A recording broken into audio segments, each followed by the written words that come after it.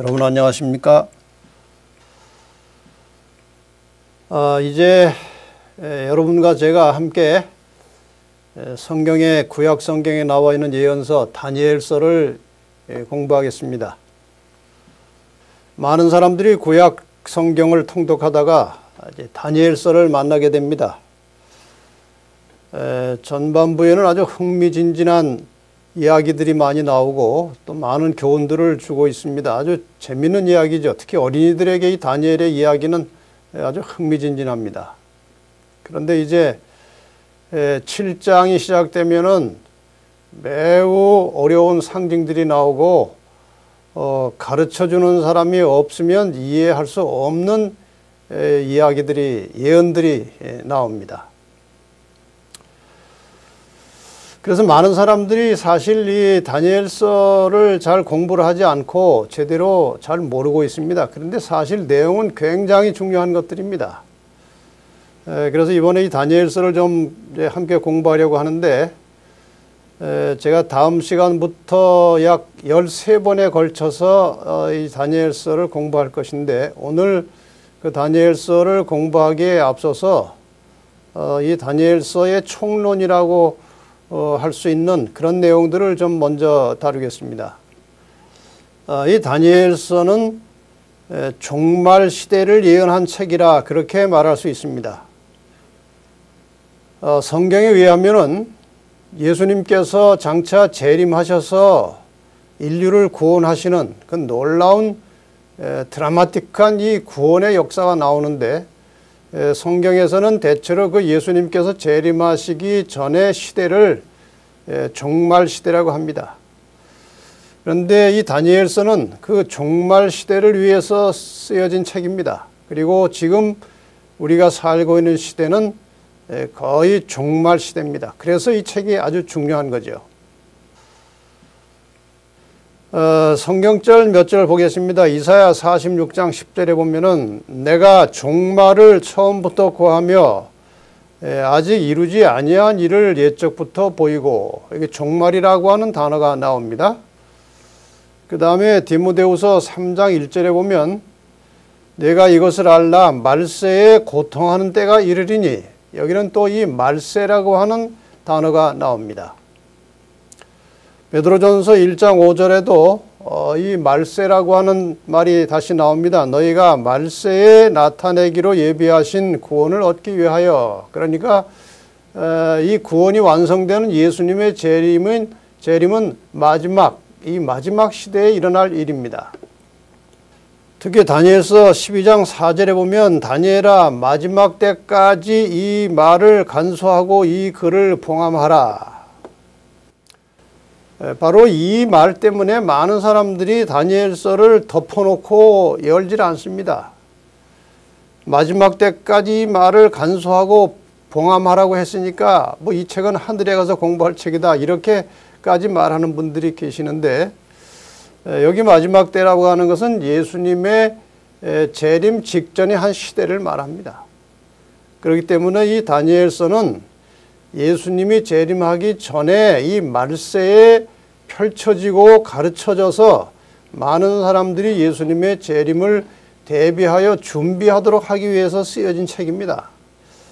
그래서 이 종말의 시대에는 반드시 다니엘서를 똑바로 올바로 이해하는 신앙과 믿음이 필요합니다. 여기 분명히 다니엘서 12장 9절에 말씀하시기를 대저 이 말은 마지막 때까지 간수하고 봉함할 것임이라고 말씀을 하셨는데 그 뒷 말씀을 잘 보셔야 됩니다. 많은 사람이 연단을 받아 스스로 정결케 하며 시기할 것이나 악한 사람은 악을 행하리니 악한 자는 아무도 깨닫지 못하되. 이 하나님을 무시하고 또 이 성경을 무시하는 이 사람들은 이걸 깨닫지 못할 거라고 그랬어요. 그러나 오직 지혜 있는 자는 깨달으리라.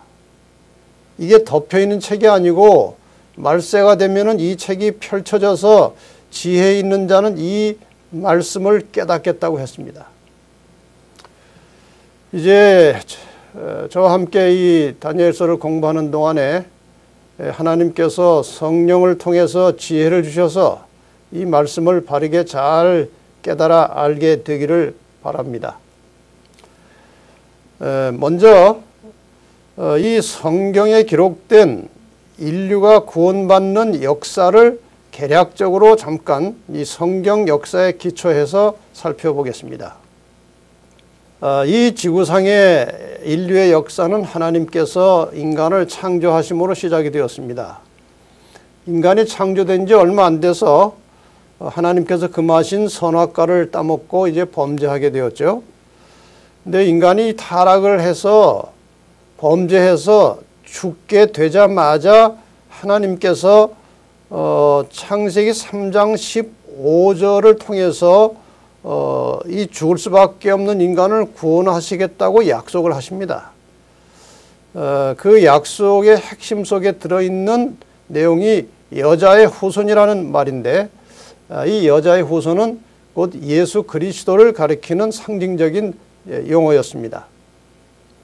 이제 이후로 이 여자의 후손이 태어나는 과정 속에서 이스라엘이라고 하는 민족이 등장합니다. 그래서 이스라엘 민족의 혈통을 빌려서 여자의 후손 예수께서 태어나시도록 되어 있었습니다. 마침내 그 약속대로 예수님께서 이 땅에 오셨습니다. 아무 죄 없이 사셨고, 그럼에도 불구하고 십자가에 돌아가셨고 3일 만에 부활하시고, 그리고 40일 후에 승천해서 하늘로 올라가시면서 우리를 데리러 다시 오시겠다 하고 약속을 하고 가셨습니다. 바로 이 예수 그리스도가 창세기 3장 15절에 예언되고 약속된 여자의 후손이었습니다. 말씀드린 대로 예수님께서는 그냥 훌쩍 떠나가지 않으시고 내가 나를 믿고 구원받은 하나님의 백성들을 데리러 다시 오겠다고 약속을 하고 가셨습니다. 이 약속은 반드시 성취될 것이고 조만간 예수님께서 재림을 하실 것입니다. 다시 오셔서 우리를 구원받은 하나님의 백성들을 데리고 하늘로 가시겠다고 하셨습니다. 요한계시록을 우리가 공부해 보면 예수께서 재림하시고 우리를 하늘로 데려가신 다음에 천년이라고 하는 기간이 나옵니다. 천년. 이 천년이 끝나면서 또 엄청난 일이 벌어지는데, 천년이 끝나면서 죽어서 이 땅에 흩어져 있던, 또 무덤 속에 들어있던 악인들이 부활을 해서, 심판에 부활을 해서 하나님의 백성과 그 하나님의 예루살렘 도성을 치려고 할 때에 하늘에서 불이 내려와 저들을 심판하는, 그래서 악인들이 최후의 멸망을 받는 것이죠. 이 요한계시록을 잘 연구해 보면 구원받은 성도들이 하늘에 가서 영원히 사는 것이 아니고, 그 하늘의 모든 구원받은 성도들과 하늘에 함께 있던 존재들이 재림 이후 천년이 지난 다음에 이 땅에 내려오게 되어 있어요. 그러니까 인간의 구원의 완성은 이 지구상에서 이루어지는 것입니다. 왜? 인간이 이 지구상의 창조을 받았고, 인간 구원의 완성은 이 지구가 회복되는 것입니다. 그래서 이제 불심판으로 악인들이 다 멸망을 당하고 하나님께서 새 하늘과 새 땅을 창조하시어 그의 백성과 함께 영원히 사는 것입니다. 계시록 21장 1절에 아주 분명하게 이렇게 말씀하셨습니다. 또 내가 새 하늘과 새 땅을 보니 처음 하늘과 처음 땅이 없어졌고, 여기 처음 하늘과 처음 땅이 바로 하나님께서 이 세상을 창조하실 때 만들어졌던, 오늘날 우리가 누리고 사는 이 지구가 사실 처음 하늘과 처음 땅입니다. 그 다음에 이제 천년 후에 새 하늘과 새 땅이 만들어지는 것이 바로 이런 상황 속에서 재창조되고 새로운 지구의 역사가 시작되는 것입니다. 이것이 성경 전체를 통해서 그려진 역사입니다. 어떤 분들은 이것을 잘 이해를 못하고 다르게 알고 있는 분들도 계신데, 여러분이 성경을 차근차근 잘 공부하시고 특별히 예언서를 공부하시다 보면 분명히 이러한 하나님께서 인간을 구원하시는 시간표가 이렇게 나옵니다. 이제 앞으로 공부하시면서 더 이 문제를 확인할 수 있게 될 겁니다. 그래서 우리가 종말이라고 하는 것은 저 도표에서 보시는 대로 예수 그리스도의 재림을 앞두고 얼마의 시대를 우리는 종말이라고 합니다.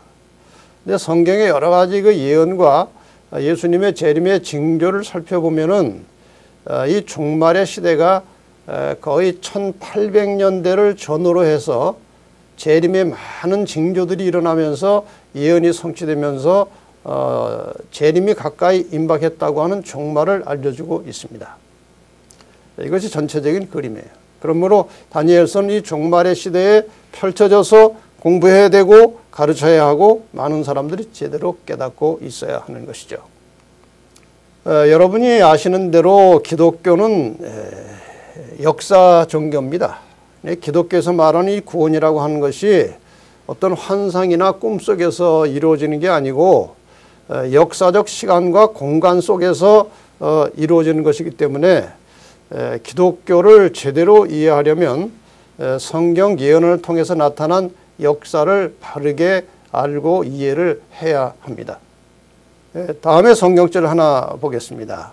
예레미야 42장 3절에 보면 당신의 하나님 여호와께서 우리의 마땅히 갈 길과 할 일을 보이시기를 원하나이다. 여기 아주 중요한 단어가 나옵니다. 갈 길과 할 일.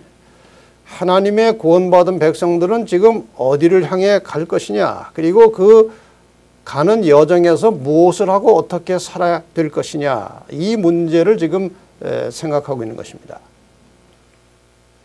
또 다른 성경절을 하나 더 보겠습니다. 역대상 12장 32절에 보면 이사갈 자손 중에서 시세를 알고 이스라엘이 마땅히 행할 것을 아는 두목이 200명이니 저희는 그 모든 형제를 관할하는 자며. 자, 여기 시세라고 하는 말이 나오고 마땅히 행할 것이라고 하는 말이 나와요. 아까 그 성경절과 이 조합을 해보면 여기서 먼저 나왔던 갈 길이라고 하는 것은 시세를 말합니다. 이 지금 세상이 어디에 있는가, 어디로 가는가 하는 것이고, 좀 전에 보셨던 성경절 할 일이라고 하는 단어는 여기에서 마땅히 행할 것이 무엇인지, 그러니까 거의 지금 비슷한 용어를 쓰고 있습니다. 그래서 우리가 이것을 좀 이렇게 이 두 성경절을 가지고 여기에 나오는 낱말을 가지고 이렇게 좀 변형해서 말을 만들 수 있지 않을까 생각이 됩니다. 이 세상의 기독교인들 중에서 시세와 갈 길을 알고 하나님의 참 백성들이 마땅히 해야 할 일을 아는 남은 자손들이 있으니 저희는 진리를 찾는 종말 시대의 그리스도인들을 올바른 길로 인도하는 자들이라. 이렇게 우리가 좀 말을 정리할 수 있겠습니다. 이 마지막 시대에 성경 예언을 통해서 이 인류의 역사가 어디로 갈 것이며 그 다음에 그 가는 여정 속에서 어떻게 무엇을 하고 살아야 될 것인지를 먼저 깨달은 사람들이 이것을 알지 못하는 사람들에게 전해야 될 책임이 있다, 그 말씀이죠. 그런데 그것을 어떻게 알 수 있느냐? 아모스 3장 7절에 보면은 주 여호와께서는 자기의 비밀을 그 종 선지자들에게 보이지 아니하시고는 결코 행하심이 없으시리라. 하나님께서 그분께서 인류를 구원하시는 사역을 이루어 가실 때에 그 모든 과정마다 선지자를 통해서 앞으로 될 일을 미리 말씀하시고 그 다음에 이루시고 그 다음에 또 한 시대가 지나면은 선지자들에게 그 당시 선지자들에게 미리 말씀하시고 이루시고 이렇게 하심으로써 하나님께서 인류를 구원하시는 역사를 이루어 가신다, 그 말씀이죠. 다시 말하면 미리 말씀을 하신다는 말씀이고 그 다음에 그 미리 말하는 것을 예언이라고 합니다. 그래서 하나님께서는 예언을 통해서 인류 구원의 역사를 이루고 계신다, 그렇게 표현할 수 있습니다. 베드로서 1장 19절에 보면은 또 우리에게 더 확실한 예언이 있어서 어두운 데 비치는 등불과 같으니, 예언이 무엇과 같다고 그랬습니까? 어두운 데 비치는 등불과 같다. 이 마지막 시대가 매우 혼란스럽습니다. 수많은 기독교 종파들이 나타나 있습니다. 저마다 다 자기들이 옳은 길이라고 말합니다. 아주 혼란스럽고 더 나아가서 어두워요. 그런데 이 혼란스럽고 어두운 길을 비춰주는 등불과 같은 것이 있는데 그것이 예언이라고 말씀하셨습니다. 날이 새어 샛별이 너희 마음에 떠오르기까지 너희가 이것을 주의하는 것이 아니라, 여기에 이것은 예언입니다. 예언의 말씀을 주의 깊이 살펴서 앞으로 가야 할 길을 확실하게 깨닫고 올바른 길로 가라고 하는 말씀이죠. 그런데 여기 이제 예언이 등불과 같다고 말씀하셨는데, 요즘 우리의 개념으로 보면은 저는 이렇게 생각합니다. 이 예언이 알지 못하는 길을 잘 이끌어가는 내비게이션과 같다, 이렇게 표현할 수도 있겠죠. 우리가 길을 몰라도 우리가 주소만 정확하게 입력시켜 놓으면 이 내비게이션이 길을 잘 이렇게 안내해서 목적지까지 도착하도록 합니다. 마찬가지로 우리가 이 세상이 어떻게 돌아갈지, 어떤 일이 벌어질지 잘 모릅니다. 그런데 예언을 공부해 보면은 그 예언을 통해서 참 아주 신비하게도 하나님께서 미리미리 다 길을 가르쳐주고 인도하고 계시기 때문에 그 예언을 정확하게 이해하고 그 예언의 길을 따라서 가면은 안전하게 하나님 나라에까지 갈 수 있다, 그 말씀이에요. 자, 이 예언을 어떻게 해석하느냐, 이것도 참 중요합니다. 지금 예언을 뭐 이런 사람 저런 사람들이 많이 해석을 하는데 무엇이 올바른 해석인지는 듣는 분들이 잘 기도하면서 듣고 깨달아 아는 수밖에 없습니다. 왜? 가르치는 사람들이 다 자기가 가르치는 것이 옳다고 하기 때문에 그렇죠. 저도 물론 제가 지금 여러분에게 이 제시하고자 하는 이 예언이 제 스스로도 올바른 해석이라고 확신하기 때문에 믿게 되었고, 또 여러분들에게도 이것이 올바른 예언 해석이라고 확신하기 때문에 전하는 것입니다. 꽤 오래 전에, 몇 년 전에 경상도의 어느 한 장로계 목사님께서 저에게 이렇게 소식을 전해 오셨습니다. 아마 이분께서 제가 지은 책을 하나 읽으셨고, 그 다음에 제가 예언 강의하는 것을 들으신 것 같아요. 이런 내용입니다. 목사님, 제가 목사님이 저술한 지구종말 시나리오 책을 읽고 충격을 받아서 목사님의 진리바다에 들어가 창세기 연구, 다니엘 연구, 계시록 연구 등의 강의를 들었습니다. 제가 이제 강의하고 설교하는 것들을 모아서 운영하는 웹사이트가 하나 있는데 그것이 진리바다라는 것입니다. 아마 이분이 어떻게 누구한테 소개를 받았는지 진리바다에 들어가서 공부를 한 것 같아요.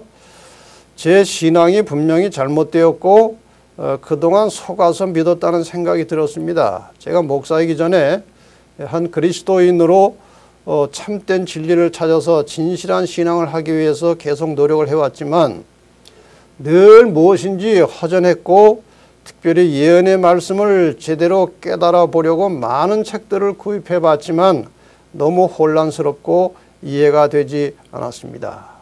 이분이 이제 지구종말 시나리오라는 책을 읽고 상당히 이제 눈이 떠지신 것 같았어요.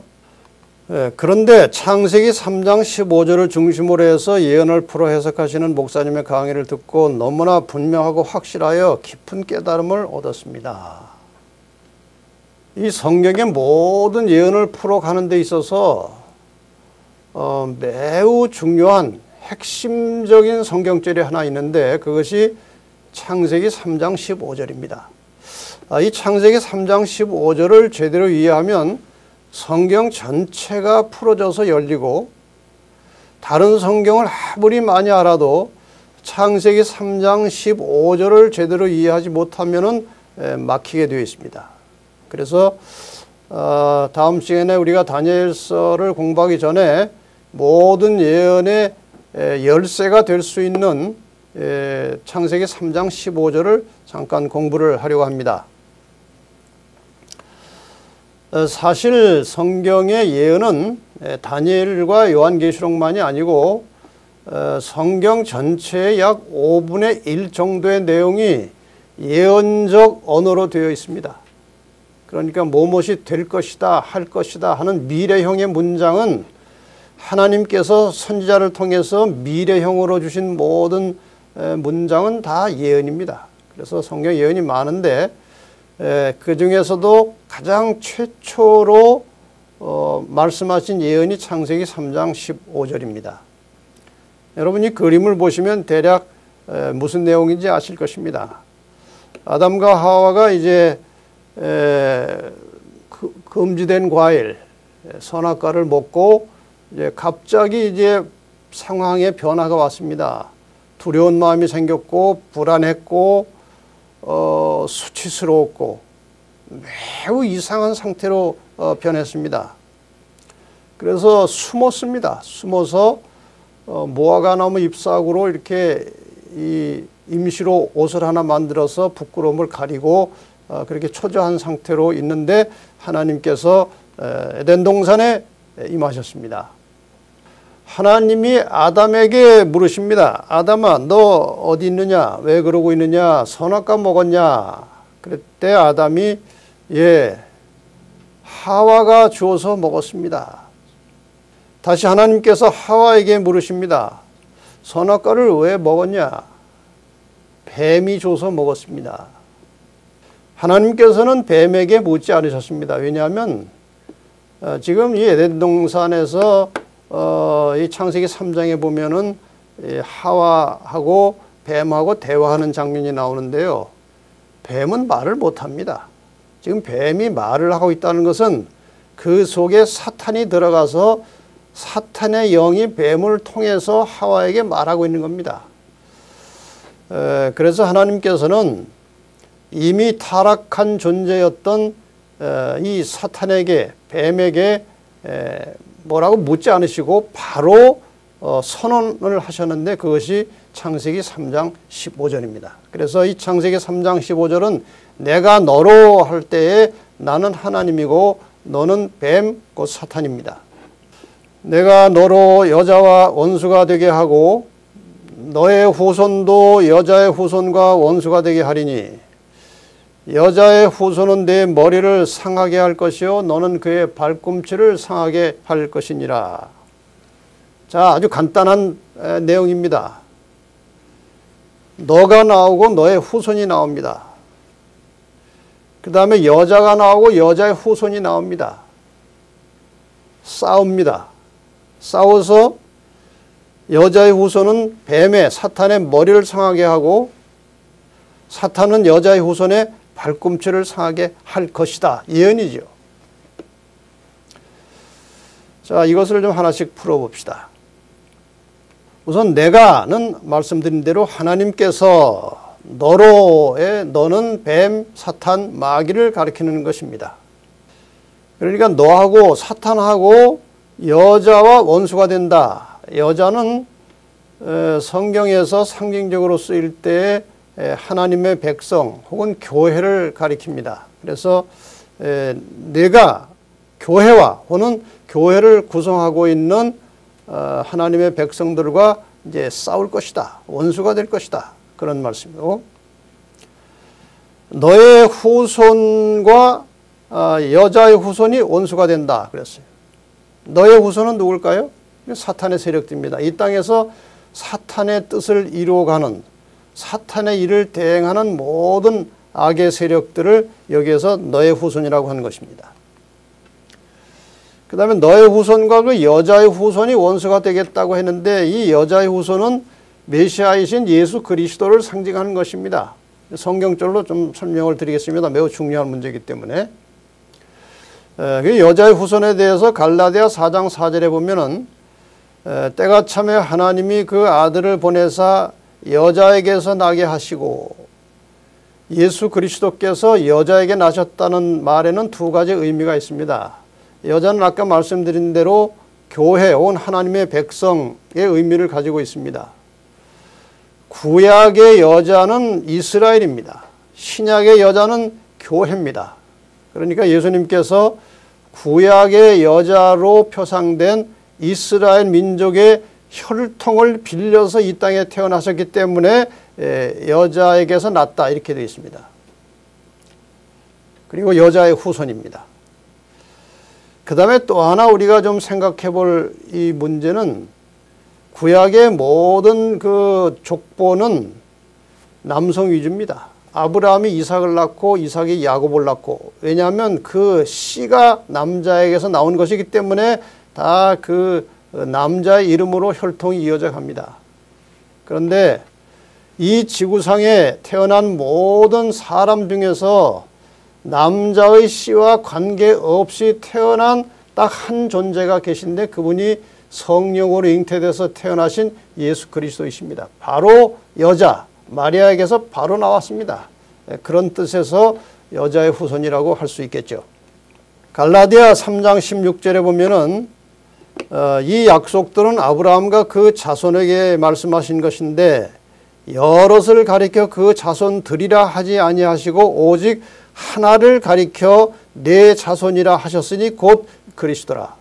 분명히 창세기 3장 15절에 그 여자의 후손은 예수 그리스도를 가리키는 것입니다. 이 둘 사이에 여자의 후손과 예수 그리스도와 뱀 사탄 사이에 이제 싸움이 벌어질 것인데, 이 그림을 보면은 여자의 후손은 뱀의 머리를 상하게 할 것이고 뱀은 여자의 후손의 발꿈치를 상하게 한다 그랬습니다. 이게 무슨 뜻일까요? 자, 머리를 상한다는 것은 영원한 멸망을 상징하는 것입니다. 뱀은 머리가 깨지면 죽는 것입니다. 그래서 사탄은 결국 이 선악의 싸움에서 패배해서 영원히 멸망당할 것을 말하는 것이고, 여자의 후손 예수 그리스도가 발꿈치를 상한다는 것은 일시적인 상처를 말하고 있습니다. 예수님께서 십자가에 돌아가셨습니다. 그러나 그것은 일시적인 상처였습니다. 부활하셨고 승천하셨습니다. 일시적인 상처입니다. 그러니까 이 창세기 3장 15절에 길고도 긴 역사가 다 들어있어요. 예수님께서 마지막에 사탄의 권세를 파하시고 사탄을 완전히 멸망시키시고 그분의 백성들을 구원하시어 하나님의 나라를 세우는 역사가 이 속에 다 들어있는 것입니다. 그래서 창세기 3장 15절의 이 흐름을 제대로 이해하면 이제 다니엘서나 요한계시록의 예언이 그런 역사적 관점에서 다 풀어지게 되어 있습니다. 결론적으로 인류의 역사는 선악 간의 싸움의 역사입니다. 창세기 3장 15절에 나타난 내용을 그대로 표현하면은 선은 여자와 여자의 후손이고 악은 뱀과 용 혹은 용의 후손을 말하는 것입니다. 이렇게 해서 싸울 것인데 결과는 이미 나와 있습니다. 선이 여자와 여자의 후손이 승리할 것이고 악이 그 뱀과 뱀의 후손, 이 세상의 악의 세력들이 패배하고 멸망당할 것입니다. 자, 이미 승리는 보장되어 있지만 전체적인 교회와 하나님의 승리는 보장이 되어 있지만 이 개인의 운명은 자기가 선택해서 결정하는 것입니다. 어떻게 하면 승리할 수 있을까요? 각 개인은 진리의 길을 찾기 위해서 선을 위해서 끊임없이 기도하고 노력을 해야 됩니다. 그냥 저절로 되는 게 아니에요. 그 다음에 이러한 기도와 노력의 결과로 진리를 발견하면 그 발견한 진리에 대해서 목숨을 걸고 순종하는 믿음과 인내가 필요합니다. 히브리 10장 36절에 말씀하셨습니다. 너희에게 인내가 필요함은 너희가 하나님의 뜻을 행한 후에 약속을 받기 위함이라. 왜 인내가 필요합니까? 이 선악의 싸움은 매우 치열합니다. 그리고 이 세상 자체가 죄악 세상이기 때문에 하나님의 백성들은 고난과 시련을 피할 수가 없습니다. 그래서 하나님의 말씀을 믿고 순종하며 나아가는 모든 길에 있어서 어떤 시련과 고통이 있을지라도 장차 있을 영광의 승리를 바라보면서 오늘을 인내하고 신실하게 하나님께 충성을 하고 살아야 된다. 그런 자들이 승리자가 될 것이다. 그 말씀이죠. 자, 이 선과 악의 싸움의 역사, 선악의 대쟁투의 역사라는 관점에서 성경을 한번 살펴보겠습니다. 구약이라는 책이 있고 신약이라는 책이 있습니다. 이 신약과 구약이라고 하는 것은 하나의 약속입니다. 두 개의 약속이 이제 성경의 구약과 신약입니다. 자, 그럼 이 구약과 신약의 초점이 무엇인지 한번 우리가 뭐 다 아는 것이지만 정리해 보겠습니다. 구약 먼저 하신 약속이 무엇입니까? 이게 창세기 3장 15절의 약속입니다. 인류를 구원하시기 위해서 여자의 후손 예수께서 이 세상에 내려가실 것이다. 그 약속이에요. 그 약속대로 예수님께서 이 땅에 오셨습니다. 창세기 3장 15절에 예언된 대로 이 여자의 후손 예수께서 발꿈치를 상하셨습니다. 십자가에 돌아가셨습니다. 그러나 부활하시고 하늘로 올라가시면서 또 올라가시기 전에 약속을 다시 하셨는데 그것이 신약입니다. 무슨 약속입니까? 내가 다시 오겠다는 약속입니다. 이게 재림이에요. 예수님께서 분명히 하나님 믿고 구원받은 성도들을 데리러 다시 오실 것입니다. 그래서 예수님이 재림하시면 구원받을 자는 영원한 생명으로 들어가고 멸망받을 자들은 이제 다 죽음을 당하게 되는 것입니다. 그래서 이제 영원이라는 시간 속에서 하나님과 구원받은 성도들이 함께 사는 것이죠. 다시 한번 정리해 볼까요? 구약의 초점은 예수님의 초림에 먼저 오실 것에 대한 약속이죠. 초림의 약속이고 이 초림은 인간을 죄로부터 구원하시러 오신다 그 말씀이죠. 그리고 오셨어요. 그 다음에 이제 재림의 이 약속은 무엇인가 하면은 죄로부터 구원받은 하나님의 백성들을 이 죄악 세상에서 구출하기 위해서 다시 오신다는 말이에요. 이것이 신구약 성경 전체의 가르침이에요. 그러니까 우리가 늘 보고 늘 읽고 있는 이 성경 전체 이야기는 두 약속입니다. 초림과 재림의 약속이고 그 다음에 그 약속이 어떻게 성취되어 가고 있는지 그 매우 복잡한 히스토리가 이 성경책 속에 들어있습니다. 그래서 요한복음 5장 39절에 보면 예수님께서 친히 말씀하셨습니다. 너희가 성경에서 영생을 얻을 생각하고 성경을 상고하거니와 이 성경이 이 말씀이 곧 내게 대하여 증거하는 것이로다. 분명하지 않습니까?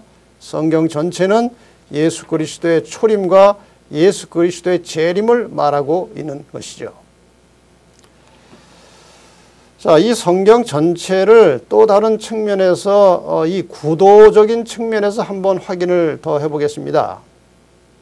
우리가 성경을 보면은 창세기 첫 두 장, 1장과 2장은 창조 이야기입니다. 그리고 성경의 마지막 두 장, 계시록 21장과 22장을 보면은 재창조의 역사가 나옵니다. 이렇게 창조와 재창조가 대칭을 이루고 있습니다. 그 다음에 창세기 세 번째 장, 3장에 보면 여기에서 이제 인간이 타락하고 죄가 시작됩니다. 그 다음에 요한계시록 뒤에서 세 번째 장에 보면 거기서 이제 죄가 끝나고 사탄이 결박되는 이야기가 나옵니다. 죄가 시작되었고 죄가 끝납니다. 그렇다면 창세기 4장부터 계시록 19장까지의 내용이 무엇일까요? 죄가 시작된 창세기 3장과 죄가 끝나는 계시록 20장 그 사이의 이야기는 죄의 이야기입니다. 인간이 어떻게 죄를 해결하고 어떻게 죄로부터 구원을 받아서 죄로부터 해방되어 하나님 나라에 들어가게 되는지 그 세세한 역사가 창세기 4장부터 계시록 19장까지 나오는 것이죠.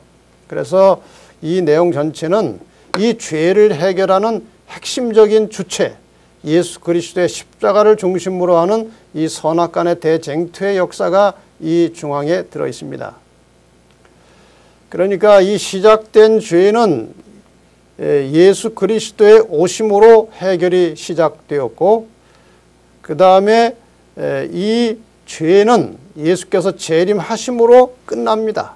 이렇게 해서 성경 전체가 이런 구도를 가지고 있다는 것입니다.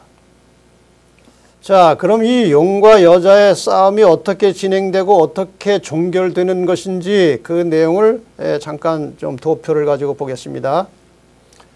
창세기 3장 15절에 여자가 나왔습니다. 이 여자는 구약에는 이스라엘이고 신약에서는 교회입니다. 이게 여자예요. 하나님의 백성들입니다.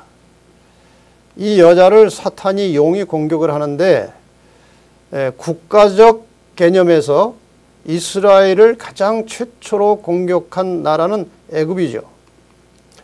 그 다음에 애굽 다음에 나중에 이제 이스라엘이 애굽에서 나와서 이제 가나안에 들어간 다음에 이제 북방 이스라엘, 남방 유다 이렇게 나눠졌었죠. 그 북방 이스라엘을 철저하게 멸절시킨 나라는 아수르입니다. 그 다음에 남아있던 남방 유다를 포로로 잡아간 나라는 바벨론입니다. 바벨론 다음에 이스라엘을 공격한 나라들의 역사를 보면은 페르시아, 헬라, 로마 제국 이렇게 등장합니다. 이 로마 제국은 구약의 여자 이스라엘도 공격했고 여자의 후손 예수 그리스도를 십자가에 못 박았고 그 다음에 예수께서 승천하신 후에 이 땅에 태어난 교회도 핍박했습니다. 그러니까 이 하나님의 백성들을 공격하고 하나님을 대적하는 대표적인 이름이 로마입니다. 로마. 그래서 앞으로 이제 예언을 공부하다 보면은 로마 제국, 로마 교회 계속해서 이제 그 이야기가 나오게 될 겁니다. 로마 제국이 이제 주후 476년에 서로마 제국이 이제 이렇게 분열됐습니다. 열국으로 나눠지게 되었고 그 분열된 나라 사이에서 이제 로마 교회가 서서히 등장해 가지고 로마 교회가 이제 세력을 잡아서 온 세상을 지배하는 종교 암흑 시대가 열렸습니다. 1000년 이상 이 시대가 계속되었습니다. 그 다음에 이 로마 교회의 교황이 이제 1798년에 프랑스에 잡혀가서 죽었습니다. 그래서 성경에 보면 그것을 상처를 입었다고 되어 있어요. 근데 다시 상처가 나을 것이라고 그랬어요. 그래서 다시 지금 상처가 나았고 온 세상을 지금 지배하는 세력으로 커가고 있습니다. 이 성경에 나타난 다니엘과 요한계시록의 예언을 제대로 이해하려면 이 교황의 정체와 그 실체와 역사를 상세하게 알아야 예언이 다 풀어집니다. 이 교황에 대해서 제대로 모르면 예언이 풀려지질 않습니다. 이제 차츰차츰 이 문제를 공부하게 되겠습니다만은 이 마지막 시대의 종말의 시대에 로마 교회가 다시 등장한 것은 마지막까지 하나님께 충실한 하나님의 말씀과 계명에 충실한 이 남은 자손을 이 땅에서 쓸어버리기 위해서 다시 등장한 것입니다. 이것이 용의 세력입니다. 자, 이렇게 해서 이제 창세기 3장 15절에 등장하는 여자와 뱀, 또 뱀의 후손에 대해서 잠깐 살펴보았습니다. 이제 여자의 후손의 흐름을 좀 볼까요? 예수님께서 여자의 후손 예수께서 지금부터 2000여 년 전에 이 땅에 한번 오셨습니다. 그 다음에 이 선악의 마지막 싸움이 끝나면서 예수님께서 다시 오실 것입니다. 그것을 우리가 재림이라고 합니다. 그리고 공부하셨던 1000년의 기간이 있고 이 1000년 동안 지구는 황폐한 상태에 계시록 20장에 보면은 사탄이 홀로 갇혀서 묶여 있을 것이다. 이런 표현이 나옵니다. 1000년이 차면 스가랴 14장에 나오는 예언을 기초로 해서 풀어보면은 하늘에서 모든 하늘에 구원받은 가족들과 하늘의 존재들이 새 예루살렘과 함께 이 지상으로 내려옵니다. 그래서 이 지상으로 내려왔을 때 지금 어떤 일이 벌어질 것인가에 대해서 계시록 20장에 정확하게 묘사되어 있습니다. 악인들이 부활하고 사탄의 충동을 받은 악인들이 하나님의 백성과 예루살렘 성을 공격해서 치려고 할 때에 하늘에서 불이 내려와서 저희를 소멸한다 이렇게 되어 있습니다. 이렇게 해서 예수께서 하늘로부터 세 번째 이 땅에 내려오셔서 악인들은 부활했다가 드디어 이제 불로 소멸되는 장면과 함께 새 하늘과 새 땅이 만들어지고 새로운 구원받은 성도들이 하나님의 지배를 받으면서 하나님의 통치를 받으면서 영원히 사는 새로운 세계가 열리는 것입니다. 이것이 창세기 3장 15절을 상세하게 풀어놓은 것입니다. 이와 같은 역사를 다시 이렇게 표현할 수 있습니다. 지구의 공회전 역사로 한번 다시 생각해 보겠습니다. 하나님께서 천지 만물을 창조하셨을 때에 이 세상의 역사는 영원한 것이었습니다. 인류는 영원히 영생하도록 되어 있었습니다. 그런데 인간이 범죄하고 타락함으로써 인류의 역사는 헛바퀴를 돌게 된 것이죠. 이 헛바퀴를 도는 역사 속에서 일어난 중요한 사건들을 몇 가지 간추려 보면은 노아 홍수 심판이 있었고, 얼마 후에 바벨탑 반역 사건이 있었습니다. 그리고 하나님께서 아브라함을 불러내셔서 아브라함을 통해서 이스라엘 나라를 형성하시고, 그 이스라엘 나라, 다시 말하면 구약의 여자를 통해서 여자의 후손 예수 그리스도께서 이 땅에 태어나셨습니다. 예수님께서 인류의 구원을 다 이루시고 십자가에 운명하시고 그 다음에 하늘로 가신 후에 이 땅에 교회가 탄생했습니다. 초기 교회가 오순절 다락방에서 탄생을 했고, 이 초기 교회가 성령 충만해서 아주 힘차게 전진해 나갔습니다. 교회가 많이 커졌습니다. 그러나 이제 드디어 핍박이 왔고 교회는 세속화되기 시작했습니다. 세속화가 극도에 달했을 때에 드디어 이제 로마 교회가 세력을 잡아서 정치와 종교를 한꺼번에 다 통괄해서 움직여가는 막강한 힘을 가지고 암흑시대를 지배했습니다. 그러다가 이제 1517년에 종교개혁이 일어났습니다. 그래서 많은 개신교들이 이제 우죽순으로 퍼져나갔습니다. 근데 개신교 역시 이제 타락을 하게 되었습니다. 그래서 마지막 때 계시록 12장 17절에 보면은 그 여자의 남은 자손 곧 하나님의 계명을 지키며 아주 신실한 남은 자손들이 다시 탄생할 것이 계시록 12장 17절에 예언이 되어 있습니다. 이 남은 교회를 박멸하기 위해서 다시 힘을 가지고 등장한 세력이 교황권입니다. 이렇게 해서 선악의 이제 마지막 싸움이 이제 종결되면서 예수께서 재림하십니다. 재림하신 후 1000년의 기간이 있고 1000년 후에 이 지구는 재창조되는 것이 이 지구 인류의 역사입니다. 이 전체의 흐름은 한마디로 하면은 회복이라는 것입니다. 회복. 사람이 원래 창조되었을 때 그 모습으로, 타락하기 이전의 모습으로 회복되는 것이 이 지구의 역사입니다. 지금 여러분과 저는 이제 그 회복 직전에 선악의 마지막 싸움이 일어나고 있는 시대에 살고 있는 것이죠. 자, 이제 마지막 정리를 좀 하겠습니다. 여기 창조가 있고 예수 그리스도의 재림이 있습니다. 이 사이를 방금 말씀드린 용어를 사용하면 회복입니다. 원래 타락하기 전의 상태로 되돌아가는 것입니다. 창세기 1장 26절과 27절에 보면 하나님이 가라사대 우리의 형상을 따라 우리의 모양대로 우리가 사람을 만들자. 그래서 사람은 하나님의 아주 고상한 형상을 따라서 흠 없이 창조가 되었습니다. 그런데 죄 때문에 이 하나님의 형상을 거의 다 상실해 버렸습니다. 시대소망이라고 하는 영감된 책 37페이지에 보면 사탄은 사람이 가졌던 하나님의 형상을 저하시키는 일에 성공한 것을 심히 기뻐하고 있었다. 그때에 예수님께서 조물주의 형상을 사람에게 회복시키려고 오셨다. 아주 중요한 말입니다. 인간이 범죄한 이후에 창조받을 당시에 하나님께 부여된, 하나님께로부터 부여받은 하나님의 형상을 거의 다 잃어버렸습니다.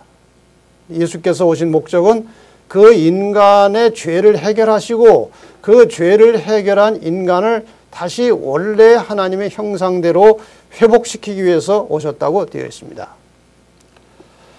사탄은 그리스도께서 인간에게 하나님의 형상을 회복하여 인간의 영혼에 하나님과 같은 성품을 심어주기 위하여 노력하는 일에 대적하여 일하고 있다. 이 구원의 사역에 인간이 회복되는 이 역사에 있어서 사탄이 대적해서 일하고 있다는 것입니다.